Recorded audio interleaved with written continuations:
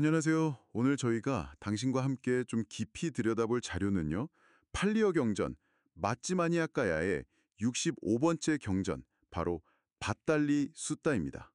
네, 숫다는 경전, 그러니까 붓다의 가르침을 의미하죠. 배경은 사와티의 제따 숲이고요. 맞습니다. 이번 시간에는 붓다의 하루 한 끼 식사 규율 앞에서 솔직하게 어려움을 털어놓았던 밧달리라는 비구 이야기가 중심인데요. 이걸 통해서 규율의 의미, 또 꾸준한 수행, 그리고 성장의 길을 같이 한번 찾아보려고 합니다. 당신을 위한 맞춤 여정이죠. 네, 이 경전이 그냥 오래된 이야기가 아니에요. 그 초기 불교 공동체, 그러니까 승단의 규율이 어떤 과정을 거쳐서 만들어졌는지, 또 수행의 본질이 뭔지, 그리고 공동체 안에서 개인이 겪는 갈등, 성장, 이런 걸 아주 현실적으로 보여주는 중요한 문헌입니다. 단순히 믿는 걸 넘어서 이제 어떻게 실천하느냐, 이걸 강조하는 거죠. 정말 흥미로운 지점이 바로 시작부터 나오는데요. 붓다께서 하루 한 끼 식사하시는 게 병도 줄고 몸도 가볍고 편안하다 이렇게 말씀하시면서 제자들에게도 권하시잖아요. 네, 그렇죠. 그런데 밧달리 비구가 정말 놀랍도록 솔직하게 저는 그럴 자신이 없습니다. 혹시 제가 후회하거나 걱정하게 될까 봐 두렵습니다. 이렇게 말해요. 어떻게 보면 규율에 대한 정면 도전 같기도 하고요. 그렇죠. 그냥 네, 알겠습니다가 아니라 그 규율 앞에서 느끼는 어떤 인간적인 부담감? 이걸 그대로 드러내는 거예요. 붓다도 처음에는 막 강요하지 않으시고 초대받은 음식이 있으면 일부만 드시고 나머지는 가져와서 먹어라 이런 대안을 제시하시죠. 네네. 하지만 밧달리는 그것조차 좀 어렵다고 하거든요. 이게 규율이 주는 무게, 그리고 개인의 어떤 현실적인 한계, 이걸 보여주는 장면 같아요. 결국 밧달리는 그 계율을 따르지 못하고 석 달 동안이나 붓다 앞에 나타나지를 못합니다. 다른 비구들이 보다 못해서 붓다가 곧 떠나실 것 같으니 어서 용서를 구하라고 권유하죠. 네, 맞아요. 그래서 밧달리가 가서 자신의 잘못을 솔직히 인정하고 참회를 합니다. 근데 붓다는 이걸 받아주시면서도 아주 중요한 점을 지적하세요. 그게 뭐냐면 밧달리 개인의 행동이 그냥 자기 문제로 끝나는 게 아니라는 거예요. 승단 공동체 전체, 그러니까 다른 비구나 비구니, 제가신자들, 심지어 다른 수행자들에게까지도 붓다 제자들은 가르침을 제대로 실천 안 하는구나. 이런 인식을 줄 수 있다는 거죠. 어, 개인의 책임이 공동체 전체의 신뢰와 직결된다는 걸 아주 날카롭게 보여주는 대목입니다. 밧달리의 이 이야기가 자연스럽게 수행자의 두 가지 모습, 이 가르침으로 이어지는 것 같아요.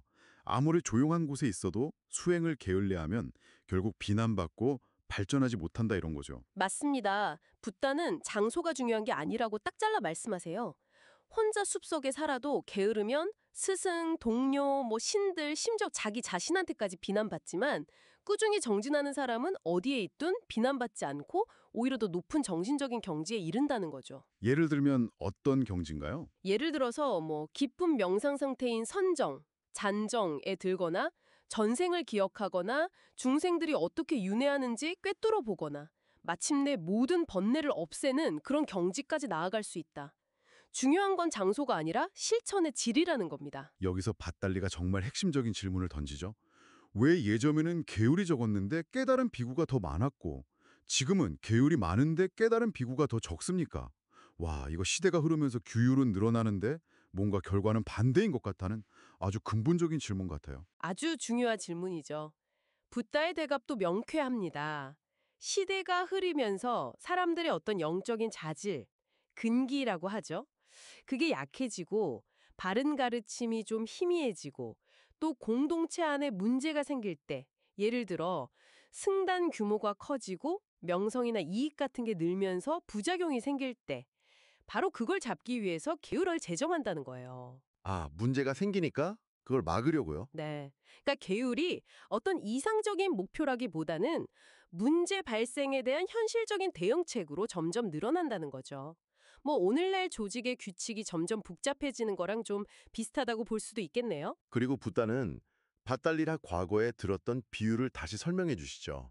준마, 그러니까 잘 훈련된 말의 비유요. 이걸 밧달리가 그때 제대로 귀담아 듣지 않았다고 지적하시면서요. 네, 맞아요. 말을 길들이는 과정처럼 수행도 점진적이라는 걸 보여주는 비유입니다. 막 야생마한테 재갈 물리는 것부터 시작해서 차츰차츰 어려운 훈련을 시켜서 결국에는 왕에게 바칠 만한 그런 훌륭한 말로 만들잖아요. 네. 그것처럼 수행자도 기본적인 규율부터 시작해서 꾸준히 단련하고 그렇게 점진적으로 성장한다는 거죠. 이렇게 잘 훈련되어서 열다지, 더 이상 배울 것이 없는 경지, 즉 무학의 덕목, 올바른 견해부터 시작해서 올바른 지혜, 해탈까지 이걸 다 갖춘 비구는 세상에 위 없는 복밭, 복전이 된다. 복밭이요? 네, 문자 그대로 복을 심는 밭처럼 공양에 올릴 만한 가치가 있는 아주 존귀한 존재가 된다 이런 의미입니다. 오늘 밭달리 숫다를 통해서 규율의 참된 의미, 또 인간적인 고뇌를 넘어서는 어떤 꾸준한 실천의 힘, 그리고 잘못을 인정하고 나아가는 성장의 중요성, 이런 것들을 좀 엿볼 수 있었던 것 같습니다.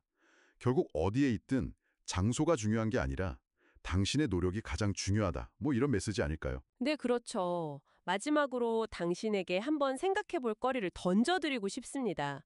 이 경전 후반부에 보면요.